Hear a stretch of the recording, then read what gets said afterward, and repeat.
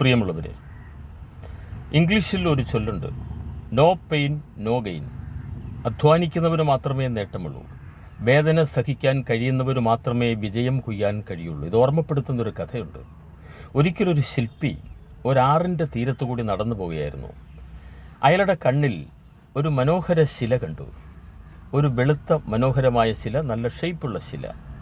ആ കല്ലിനോട് ശില്പി ചോദിച്ചു, നിന്നെ ഞാനൊരു മനോഹര വിഗ്രഹമാക്കട്ടെ? അപ്പോൾ കല്ല് പറഞ്ഞത് എന്താണെന്നറിയാമോ?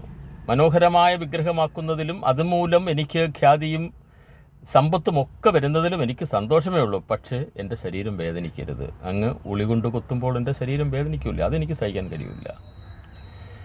ആ ശില ഉപേക്ഷിച്ചിട്ട് വീണ്ടും ശില്പി നടന്നു. കുറച്ചു ദൂരം കഴിഞ്ഞപ്പോൾ വേറൊരു ശില കണ്ടു, ഒരു കറുത്ത ശില. അത്രയധികം മനോഹാരിതയില്ലാത്തൊരു ശില, നല്ല ഷേപ്പുമില്ല. ആ ശിലയോട് വീണ്ടും ശില്പി ചോദിച്ചു, നിന്നെ ഞാനൊരു വിഗ്രഹമാക്കട്ടെ? സന്തോഷത്തോടു കൂടി ആ ശില പറഞ്ഞു, അങ്ങനെ മനോഹരമായ വിഗ്രഹമാക്കൂ, എനിക്കതിൽ കുഴപ്പമില്ല, വേദന സഹിക്കാൻ ഞാൻ തയ്യാറാണ്.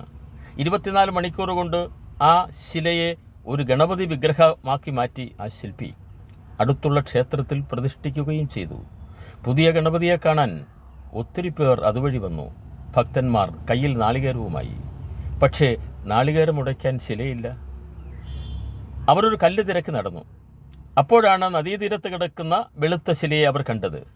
അത് താങ്ങി എടുത്തുകൊണ്ടുവന്ന് ക്ഷേത്രത്തിൻ്റെ മുറ്റത്തിട്ട് ഭക്തർ അതിൽ നാളികേരം ഉടയ്ക്കാൻ തുടങ്ങി. വേദന കൊണ്ട് പുളഞ്ഞു ആ ശില. 24 മണിക്കൂർ വേദന സഹിക്കാൻ കഴിയാതെ കിടന്ന ശില ഇപ്പോൾ ആയുഷ്കാലം വേദന സഹിക്കേണ്ടി വരുന്നു. നോക്കണേ, അധ്വാനിക്കാൻ, വേദന സഹിക്കാൻ, കഷ്ടപ്പെടാൻ മനസ്സില്ലാത്തവർക്ക് വിജയമില്ല എന്നുള്ള പാഠമാണ്. അതേസമയം ആ കറുത്ത ശില ഗണപതി വിഗ്രഹമായി മാറി, പോപ്പുലാരിറ്റി കൂടി, സമ്പത്ത് കൂടി.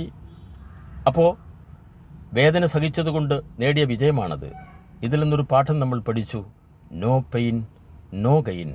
അധ്വാനിക്കുന്നവനും കഷ്ടപ്പെടുന്നവനും മാത്രമേ വിജയമുള്ളൂ എന്ന പാഠം.